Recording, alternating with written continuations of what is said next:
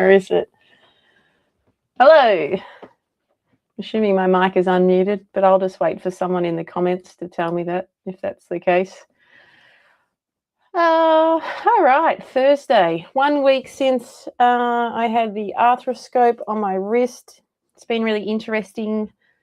The surgeon told me start moving it straight away. So I have been. Essentially, I do multiple prayers a day where I just am trying to get my wrist to relax and then bend back in that position there. I feel like I need to sit up higher to show you. But what I couldn't do in the past, you can see it shift a little bit there. It's getting better as the day goes. But first thing in the morning, I still can't get it to come back. So there's obviously something that pulls your wrist back in here that still, hasn't worked for over 12 months. So it doesn't still function, even though I can get back to here. And when I pray and spend some time relaxing into it, you can see it shifting now already to the point where just that little extra pressure is there. So it's been a week since they cut in to my wrist, and the journey begins. I can actually lay down on the ground with both my hands flat. So imagine if you were laying on your tummy like the bottom of a burpee, and I can get this palm onto the ground now. And previously I couldn't do that. If this was my position, if this was the floor, instead of being able to get here, my fingers would be like this. So I was stuck in place through that backside of the wrist, which limited me being able to shift back. Yeah, that's even heaps better than this morning. So it's funny, it's like I can see that shifting more. And obviously, the more I pray and relax and like mind muscle connection, think about relaxing through my wrist, the more my wrist relaxes, and then that extension happens a bit more. So that's pretty exciting, considering it's only been a week to see that much improvement from the arthroscope. Tells me that getting that scar tissue cleaned out was worth it. So yay, maybe in 12 months' time, I will be able to perform a flat hand push-up or even rack a barbell. So that'll be pretty exciting. All right, today. First thing I wanted to do, I missed it last week or the week before. There was a couple of comments that I will go over. Thanks to Ree for commenting on the last two videos that I have done. So 2 weeks ago, I spoke about healthy food is gluten-free, but not all gluten-free food is healthy. And Ree popped a comment on there saying, as a glutard, so she is gluten intolerant or celiac, it's nice to have an option, even if it is unhealthy, that is convenient. A lot of us tend to make everything from scratch or from near scratch for every meal. So sometimes it's nice to have the ability sometimes it's nice to have the same ability as someone on a normal diet. It is such a treat these days to have a nice meat pie.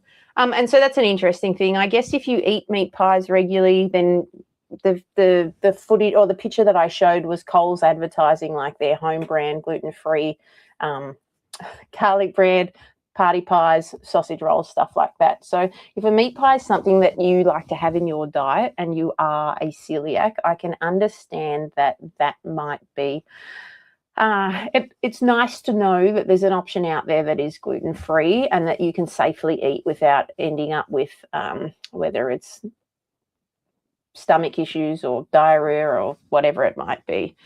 Oh, my light turned off. One moment, please. I'm just plugging it back in because apparently it doesn't have a lot of charge when it's not plugged in. Well, we'll just deal with the darkness for a moment while I talk through this next, while I go back through, so that gluten-free, here comes my assistance. I just plugged it back in. It's just boosting up to turn back on.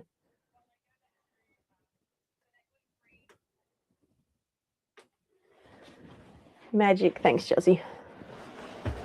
All right. Where was I?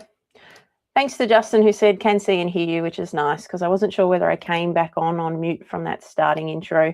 Hello, Matt. If you are watching along, add a comment, because it's always fun to see if you're listening. And I can say hello to you, which is cool.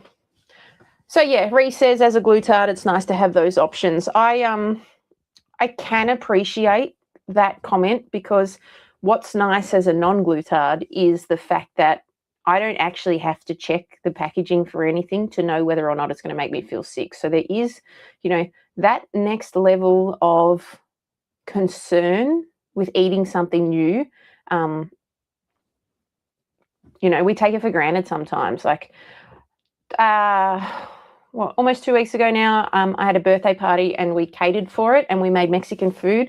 And I said to my glutard friends, everything that we're serving up today is going to be gluten-free, so you don't need to worry. What was really interesting was that there were things that I purchased. There wasn't a lot in packaging that wasn't meat or fruits and veg, but there were a couple of things that I got where I was just like, I assumed it was gluten-free, but nothing was written on the label.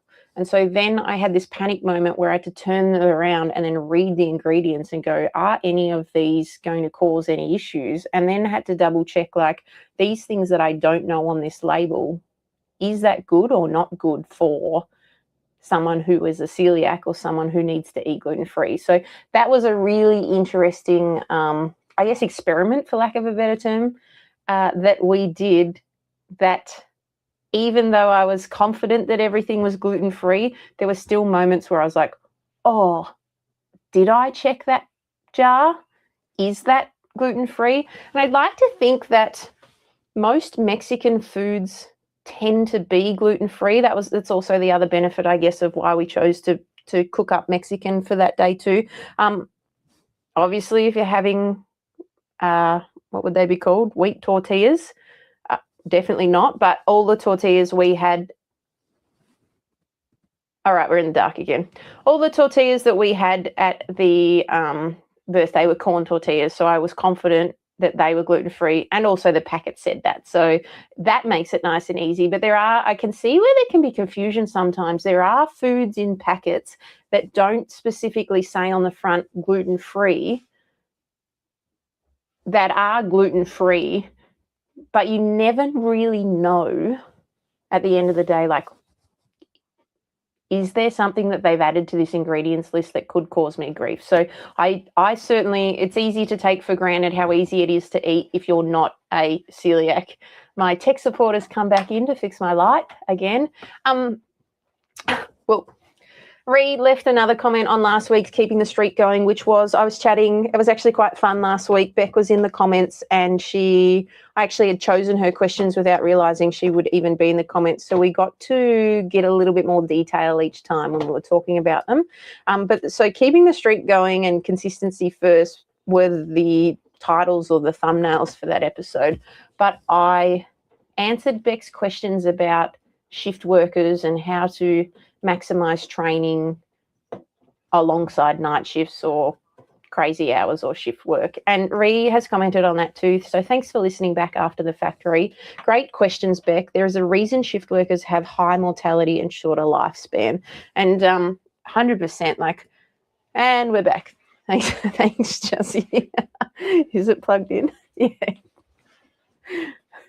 We're just having a strobe party in here, but it's a big long delay of strobing. There's a reason why people transition out of shift work, because it's hard to manage that. And I could understand. So shift working, obviously much easier if you're sort of, I'm going to say under the age of 35, just to slam an age on that. But if you don't have, not necessarily a family, but if you don't have kids, particularly young kids, shift work can be much easier to manage than what it is for someone who is a shift worker with a family who has kids of different ages and lots of different routines or priorities or responsibilities with that too. So yes, I can, as Reese comment says, there's a reason shift workers have high mortality and shorter lifespan. So that shorter lifespan just from the stress because at the end of the day, getting consistently good sleep is the best thing for your health. alongside regularly moving your body and eating well. And so if you are lacking sleep, it tends to be linked to shorter lifespan overall. So big thanks to Ree for those 2 comments. If you missed the start of the episode, I was talking about my wrist mobility, so you can jump back to that after the fact. Now, this one today I titled How Writing It Down Helps, and my thumbnail says, I can't remember what my thumbnail says. Meal planning and food tracking. That's what it says. Oh, look, you can see that there. That's how I remember. I have to come back into this spot here. All right, let's stop that share. Make me bigger. I am going to share another screen. It's a food tracking app. I'll talk about that in a little bit more detail, but post a conversation at the gym. I thought it was interesting to just touch on how writing things down can help. So at CrossFit, if you don't keep track of your scores, your PBs, your benchmark workouts, even like, let me use toaster bar as an example. I can consistently link 5 toaster bar at a time. If you don't keep track of those things, you don't really have that knowledge or awareness of your own capacity, and it's hard to know whether you're improving or whether you're doing better, or whether you're progressing at all if you don't write these things down to help. Now, writing them down might be putting them in your notes in your score box. It might be a old school pen and paper after the fact. When it comes to nutrition, tracking food is simply the way of writing it down. But on meal planning and food tracking, I'm going to start with the meal planning part because that was the conversation we had this morning. I get a lot of like decision fatigue if I haven't even kind of penciled in like what meals are we having at what times this week. I don't necessarily meal prep where I've got 5 days of meals in a row or 3 days of meals in a row outside of breakfast. But I do try and write out a bit of a plan at the start of the week, like depending on the day of the week, whether I need a fast cooked meal or we've got more time to prepare dinner, or if Justin's away or on his podcast, so we've got to eat early for him, but at a good time for me. And so meal planning doesn't have to be meal prepping. Meal planning can be as simple as writing down different ideas at the start of the week, setting a rough guide as to when you might have them, and then knowing as the week progresses, this is what I planned on, say, Sunday. I can't be bothered deciding because it's Wednesday. That's what I wrote down. So that's what we're making. And that takes a lot of the decision fatigue out of it. And so that's what I tend to do, or at least the last few weeks I've been trying to do that better. So not necessarily meal prepping, but writing down what I plan the meals to be throughout the week and then shifting them around as I might need to. So knowing that maybe we have steak and veg one night and another night we're having homemade hamburgers and another night we're having chicken and veggies or something like that. And just knowing that I can move them around if I want to, but I've got a rough idea of what food I've got in the fridge, what that food is for, and being able to plan and prepare for that, and then have to make less choices as the week progresses when I might be more tired and not willing to want to commit to, I don't want to decide what I want for dinner. So that's how writing that down can help. The other thing that can help there too is food tracking. So you can use, like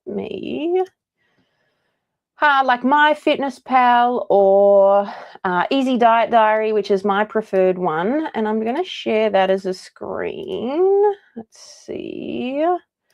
Add to stage. Change that. Come back to my diary. So this is my preferred one. It's called Easy Diet Diary. I think once upon a time it was called Australian Calorie Counter. I just have it as a preference. It's a free app. I've never seen any ads on it. You can set your target calories. It does all of the good, like it'll break down individual meal for you or for the day. Let me go to yesterday. Like total for the day, your goal, how much you consumed, whether you're over or under on what you're looking for. And as I scroll across here, total protein, total fat, total carbs, satty fat, sugars, fiber, sodium, and then, you know, you can keep scrolling to see some other things there. So this is my preferred one. No ads, no paid, you know, premium subscription. And because it's Australian, it tends to have a lot more, what's the way I'm trying to describe this? Sometimes when you use MyFitnessPal, it feels quite American. This one, in my opinion, feels more Australian, and so it's easier or more intuitive to use. Now with this, if you've got a goal, and if your goal doesn't even have to be a nutrition-based goal, it might be a training-based goal. If you've got a goal that is for better performance, or maybe it's for weight loss, or maybe it's just to feel better overall, if you're not writing down or tracking what you're eating for some period of time, how do you actually know what you're doing? And so that's why writing it down can help, particularly for food tracking. Now, going back to my meal planning, sometimes when I'm being really structured about how I'm eating, which is not at the moment, I can plan out the whole week into the Easy Diet Diary, because I know I'm having this for lunch on Monday and this for dinner on Monday. I'm having this for lunch on Tuesday and this for dinner on Tuesday. And I can plug them in and see what my totals are in the Easy Diet Diary, and then adjust my week as needed based off things that might be missing, or days that might be low in protein where I need more, or potentially days where maybe training volume is higher, and so I need to make sure that I can add more into that day to support my recovery. The good thing about this is if you eat consistently similar things, which I tend to do, I can go into, see what last night was, recent food, foods that you've logged recently, recent meals, and so I can go between them, and if I've had the same meal recently, I can add it in. So as an example, Tuesday night for dinner, I just had this for lunch. So that's what I like about it, not much thinking required if things are very similar. I'm going to add my lunch in. I hit that plus button. I know that I already tracked it, not last night but the night before, and I can add these things in quickly and adjust them if I need to, and they'll all pop up here. If I was to click into lunch, it'll take me in further. Iceberg lettuce, mountain bread wraps instead of bread, beetroot, pickles, chipotle sauce, 1 egg, some avocado. This is significantly less avocado this time, so if I was being real strict, I could change it that simply. Save. This is all on your phone. I've just got the joy of being able to use it on my computer right now. And then it's there, and then you can look at the meal and see how balanced it is. So in previous weeks, I've talked about balancing your meals throughout the day, particularly those main meals, so that you can make sure that you are feeling full and sustained for long periods. If they aren't balanced, and again, I always come back to CrossFit's like baseline starting point for nutrition, 40% carbs, 30% protein, 30% fat in your meals. So for our 556, let me do some quick math to see how good this is. It'll be off a little bit because I can see the carbs are higher already. But 556 calories, what is 40% of that? 222 calories is 40%. Let's divide that by 4 because that's carbs. So 56 carbohydrates would be my 40% carbs here. Protein is at 35 grams right there. If I had 30% of that meal as protein, it's 167 grams of protein. So 167 calories of protein in this meal. Divide that by 4 because there's 4 calories per gram of protein.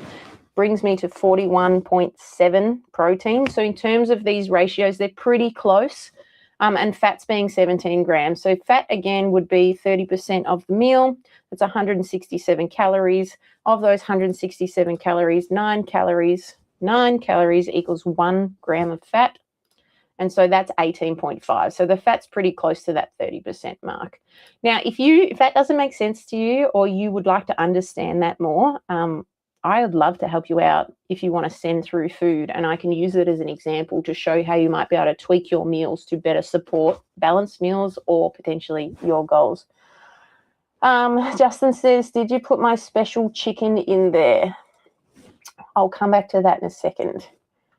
So that was my lunch today. It was pretty similar to last night's dinner. That's something that we might have once or twice a week normally. So I've got a pretty good idea of like, this hits my targets. As you can see, I didn't know for sure, but I had a pretty good idea it was pretty close. Now, normally, and I'll use today as an example, this is a stock standard breakfast for me, what you can see in here. Overnight Wheat Bix. I'm pretty simple and basic when it comes to that.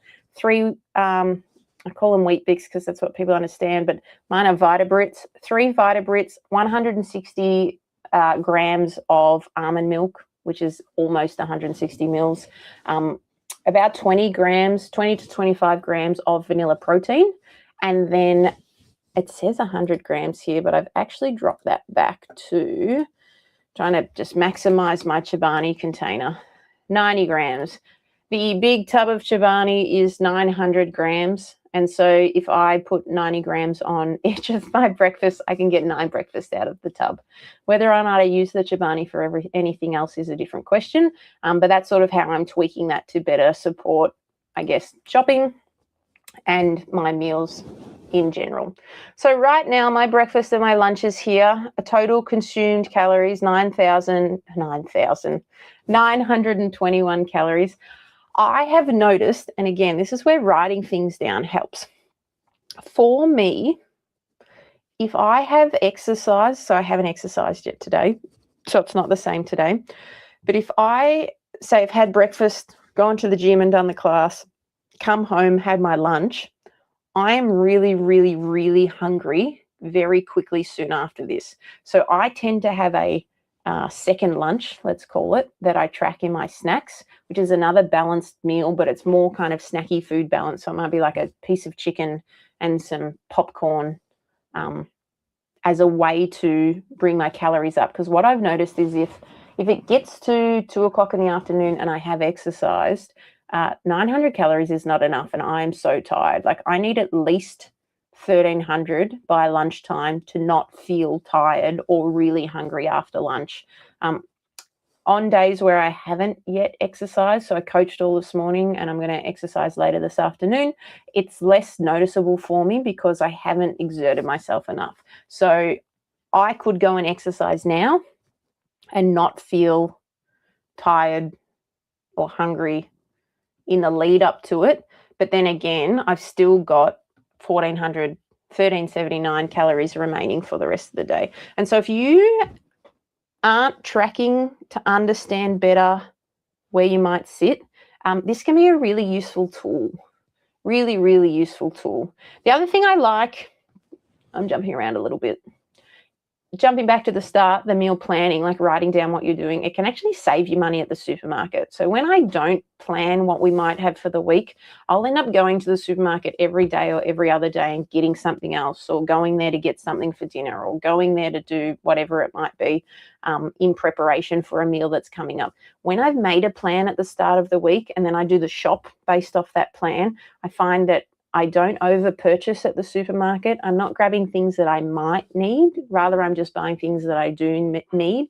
And I tend to find that that makes the shop cheaper because I'm not going, oh, I might need that. Oh, maybe I'll need that. Or cheaper in the way that at the end of the week, I've spent less money at the supermarket because I've only gone once and maybe a top up a second time later in the week, as opposed to going every other day or almost every day and spending unnecessary money on things that I might need but don't necessarily need. So that's another benefit to just meal planning at the end of the weekend or the start of the week or whenever suits your schedule to do that. Coming back to the tracking though, some people get really caught up in numbers. If that's you, this might not be a suitable tool for you yet, but there could be a point in your life where it is a useful tool for you. If you're someone who sees a number and tries to be less than that, again, this might not be a suitable tool for you yet. If you just like to gather baseline data and then build and improve from that, or like I said, tweak meals to make them more balanced so that you can be more,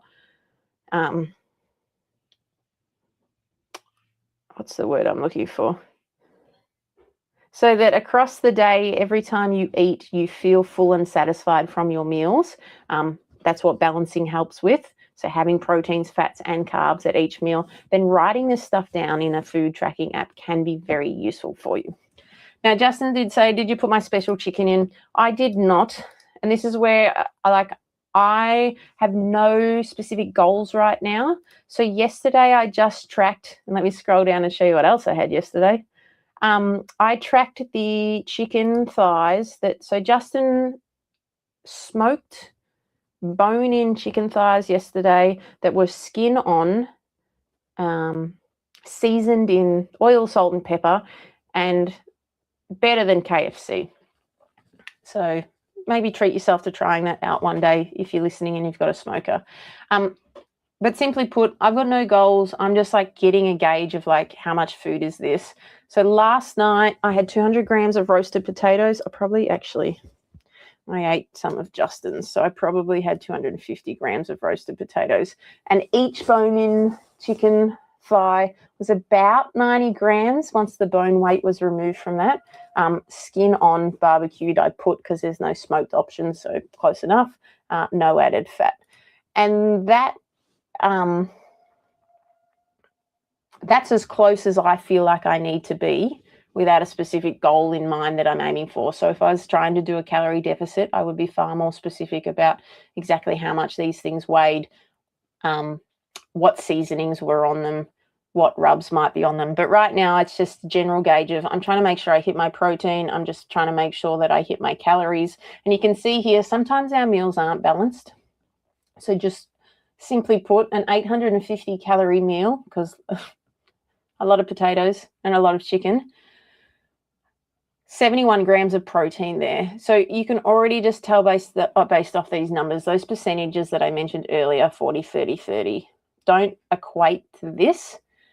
It doesn't necessarily have to be perfect every meal, but if you're trying to get better at eating, it helps to balance as many meals as possible. But then I just use the overall to see where I'm at.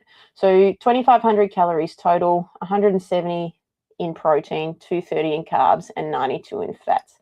Now, the other reason why I like Easy Diet Diary, you can see it for each meal. Breakfast had 40 grams of protein, lunch had 41 grams of protein, dinner had 70 grams of protein, and then snacks were 16. Fats, 4.5 for breakfast, 16.5 for lunch. A lot of fat because they were chicken thighs with skin on. So 41 in dinner, and then snacks, 30 grams of fat. And there's a lot of carbs in my snacks and fat in my snacks, and that's because I got a birthday party bag of Haley because she had a birthday on the weekend and she had leftover party bags, and in there was little fun treat size like chocolates, and when there's chocolates in the house I can't say no. So I had Freddo Frog last night, I had a Natural Confectionery Chew, I had a Kit Kat, I had a Milky Way, I had 2 little boxes of Smarties, and purely just based off that, you can see carbs like explode from that stuff. They're also high in fat, but in particular, as I scroll across, sugars.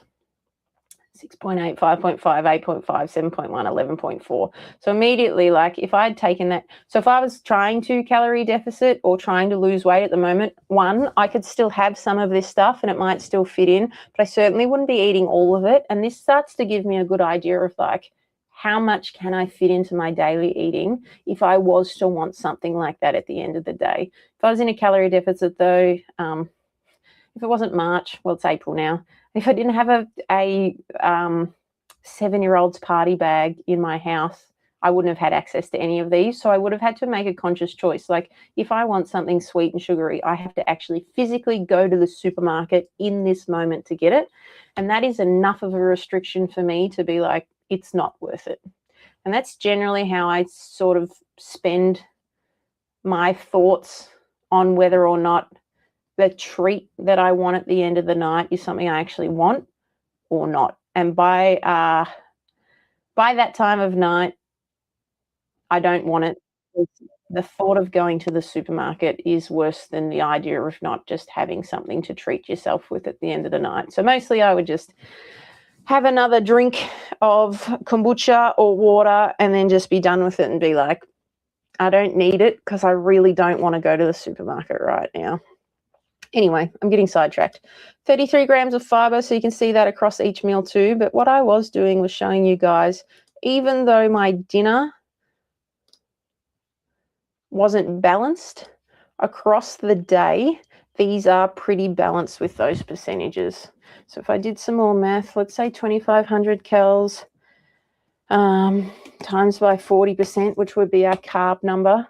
That's 1,000 calories there. 1,000 calories divided by 4 calories per gram of carb is 250. So carbs were just under that 40% mark, even with all that chocolate. Crazy, but that's because my protein was so high. 2,500 calories. 30% of that is 750 calories. Of those 750 calories, there's 4 calories per 1 gram of protein. So if I divide 750 by 4, then 187 is where that general balance point would be at. And so the protein is low in terms of percentage, and the carbs are low in terms of percentage based off my total consumed calorie volume. But the fats I can see already are high. So if we were doing fat balanced, it would be 750 calories worth of fat divided by 9 calories per 1 gram of fat is 83. So calorie is the most dense macro. Did I say calorie? Fat is the most dense macro. Fat macro has 9 calories per 1 gram of fat. And so if the balanced ratio was 83 grams and I've got 92, I'm almost 10 grams higher in fat, which is 90 calories higher in that particular macro. Again, at the end of the day, it doesn't matter, because if I was to take out most of the chocolate, actually, no, what it was, it's the chicken thigh with the skin on. If I was to only have had 2, 90 and 90 is 180, that would probably bring it down significantly there. Let's go back here. So now we're kind of much closer to what that balanced across the day might be. So writing these things down can help, because it can help you build better meals that keep you fuller for longer. Let's get Justin's question off there. And just having the awareness of what you're eating and what that looks like as a whole meal, and then having that awareness allows you to tweak things as you go and slowly start to refine certain meals that you have, or certain snack combos that you put together to maximize that food for what you need it to be in that moment. So most of the time, for me, I want to feel satisfied from what I'm eating, and I want to feel full from what I'm eating. And there are things that I can have sometimes and I can still feel hungry afterwards. And it is insane to me that Justin can eat half of what I eat and feel full. So last night he said to me, I can't do it with a potato. I'm not a miracle worker. And so he probably would have had maybe 150 grams of potato, and I ended up with 250 grams of potato. And I probably could have kept eating more potato from there. So sometimes things just don't, while they might fill my stomach up and I might feel full from them, my brain is not quite satisfied. Or the flip side of that, sometimes my brain is satisfied, but my stomach feels empty. And so these are interesting things that you learn over time. Like, we normally have salad mix, so that 4-leaf salad mix, and we've been having iceberg lettuce at the moment. The iceberg lettuce actually fills my stomach up more. I find it easier to eat a higher volume of that than the 4-leaf salad mix. So it's been an interesting experiment at the moment too, and one that, is making my lunches feel a little bit more fulfilling as well. Justin laughs because, yes, he tries so hard to eat.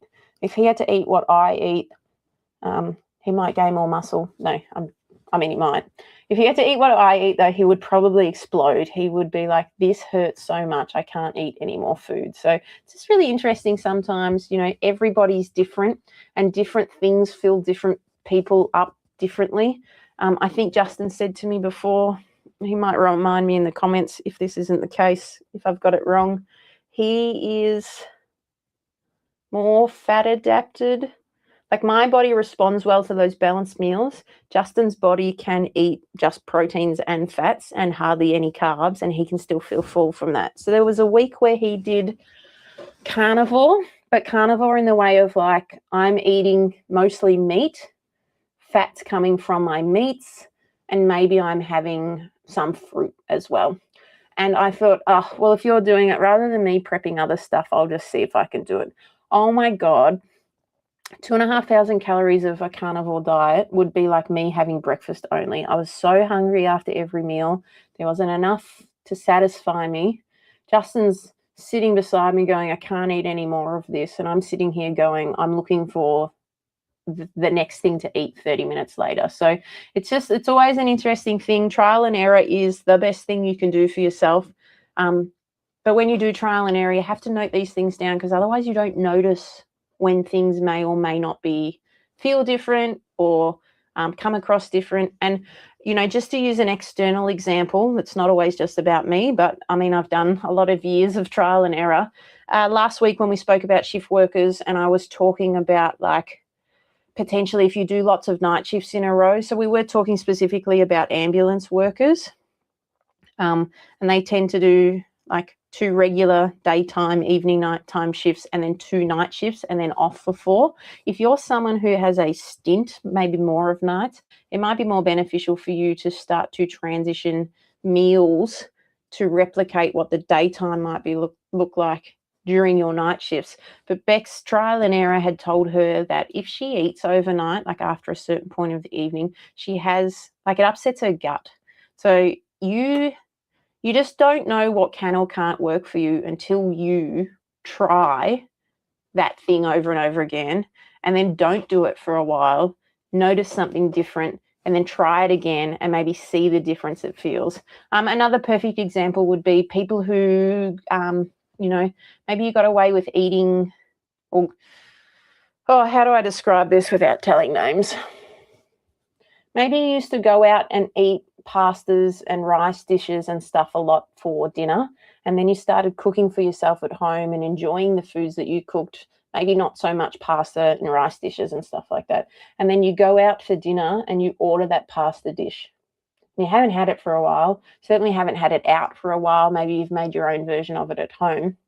And when you have it out, the volume of maybe cream, or just the amount of pasta, or just the combination of both a whole lot of carbohydrates and a whole lot of fats together in that meal, upsets your stomach when you never used to notice it before. And I was saying with this example, sometimes it's like you don't do something for so long and then you want to do it again. And then when you do it again, you realize you haven't done it for so long. But sometimes we have to throw ourselves back in the deep end to be like, that's why I stopped eating this out. It doesn't actually leave me feeling good afterwards. So again,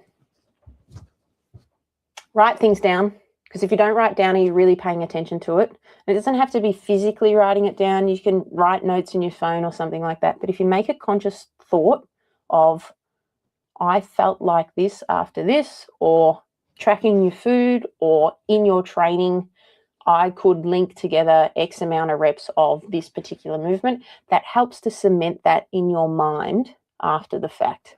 And then you slowly build on that knowledge that you've become aware of, which makes you better in tune with your capacity or your eating habits or how you feel after certain things. Justin has said, yes, I feel like fat works well for my fuel, so more fat adapted than carbohydrate. Carnivore was tricky because I was struggling to eat enough meat to make a full meal, though. I tell you what, it felt like you were always full from what we ate. But yes, what Justin means by that is he probably lost weight while he did carnivore because he was in a calorie deficit, because the meat was filling him up faster or with less calories than what the standard meals we were having were. So I could eat 2,500 calories and still feel hungry and want more food. And Justin might have been eating 1,600 calories and being full from that, and essentially in a calorie deficit without really planning on being. And then he says, if I have a small piece of cake now, I feel sick for an hour. Actually, that happened too. So we had a bit of birthday cake from Haley. Thanks, Haley. The other day, Monday, I think it was. And it was the tiniest slice of cake. And instantly, it just was just like, this does not leave me feeling very good right now at all. Justin says, when I was younger, I could drink a litre of creamy soda and eat a bowl of ice cream. I was sugar adapted. So it's since starting CrossFit and eating more protein, that's changed. Or maybe just as we grow up, our body doesn't handle, can't recover from, can't process that sort of diet as well. So as you age, it gets harder to manage a diet that is like that. But yeah, it's pretty crazy. Justin as a kid versus Justin as a 40-year-old. Two very different eating habits. I've heard lots of stories about sitting on bench tops, eating ice cream out of the tub, drinking 1.25 sodas, not soda water, but like soft drinks. So yeah. All right. I guess that'll do for today. Thanks so much if you were listening in, or if you popped in at any point. If you've got a question afterwards, or maybe you track your meals and you're like, how do I make these more balanced? What could I do to this meal to tweak it for it to better support whatever it might be? Feel free to ask those kinds of questions, because I can certainly, use your meal as an example. And kind of like if I was helping someone with their nutrition, if I was doing nutrition coaching with them, how we might make tweaks to certain things to achieve certain goals. Justin, that's Matt. Matt, it's just been Justin the whole time, so I forgot everyone else's names. I tend to eat way more when I'm at work, as I'm stationary 90% of the day. On a weekend, I need to force myself to eat as I'm more active. When I'm less active at work, I crave food. And great point there too. So exercise, but also just being occupied or being distracted is exactly that, a distraction from whether you're hungry or not. Exercise is an appetite suppressant. So if you're continuously moving, say on the weekends, or you exercise regularly, it can trick you into thinking you're not hungry when normally you might be. And that can be a recovery issue in itself. But as Matt says, he tends to eat more when he's at work, so probably less distractions or more time to realize that he might be hungry at certain points. And he's stationary at work, so if he's in the office behind the desk just tapping away at the computer all day, I'm imagining he probably wants to get up every 1 to 2 hours and eat something else. Whereas when he says on the weekend, he has to force himself to eat. And so, yeah, depending on what you're doing, how busy you are, how distracted you are, or what the task at hand is, can essentially dictate whether or not you are eating enough or thinking about food more or less. So certainly the more active you are, the easier it probably is.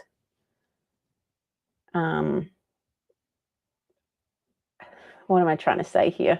Like, if your goal was to lose weight, Matt, being more active throughout the day would essentially help that, which is why, and this is going to be a generalization, tradies who are on the tools during the day tend to get away with being able to eat whatever they want, probably because they might eat something that doesn't help them feel full, but they're so busy that that's just that one meal, and it is what it is. And even though that meal might not be very healthy and it might be high in calories, they're not eating all of the other stuff throughout the day as well. So once they come off the tools though, and if they continue to eat in that same way, they probably find themselves eating more, like Matt says, thinking about it a bit more throughout the day because they're doing less, and then end up overeating and gaining weight from that.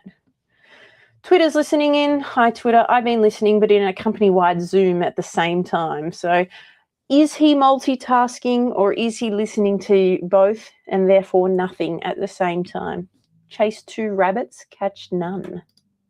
Or it's not relevant information to him. He also says, one thing for me that I always realize when I start journaling food is how much I undereat, especially protein. Yeah, and again, it's just awareness is knowledge. Writing it down shows you that. and then allows you to make those adjustments to make things better. And then there's a point in your life where you don't need to be tracking constantly because you've become pretty in tune with it. And rather than tracking for 3, 6, 9, 12 months straight, you start to just touch in, is that the right way to describe it? Like, I'll come back onto my Easy Diet Diary app every now and then just to fine tune some things, or just to make sure that like this meal is not 1,200 calories when I thought it might only be 500 calories.